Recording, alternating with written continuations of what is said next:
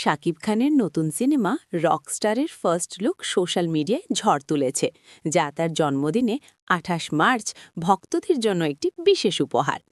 Ajman Russo পরিচালিত এই ছবিতে শাকিবকে সম্পূর্ণ ভিন্ন ও অ্যাকশন প্যাকড রকস্টার লুকে দেখা গেছে। ছবিটির শুটিং মালয়েশিয়ায় চলছে এবং এটি আসন্ন ঈদ উল আধায় মুক্তির লক্ষ্যে নির্মিত হচ্ছে। লুক ও স্টাইল। ফার্স্ট লুকে শাকিব খানকে লম্বা চুল, স্টাইলিশ ড্রেস এবং একটি সাহসী ও রোমাঞ্চকর অবতারে উপস্থাপন করা হয়েছে, যা আগের প্রিন্স বা তুফান সিনেমার চেয়ে ভিন্ন। পরিচালক ও শুটিং। সিনেমাটি পরিচালনা করছেন আজমান রুশো। মালয়েশিয়ার বিভিন্ন লোকেশনে এর শুটিং চলছে। মুক্তির সময়। ছবিটি কোরবানির ঈদকে অর্থাৎ ঈদ উল আজহাকে সামনে রেখে তৈরি করা হচ্ছে।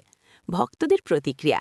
ফার্স্ট লুক প্রকাশের পর থেকেই সামাজিক যোগাযোগ মাধ্যমে ব্যাপক প্রশংসা পাচ্ছে এবং ভক্তরা শাকিবেরই নতুন লুক নিয়ে উচ্ছ্বসিত। তো শাকিবিয়ান বোনেরা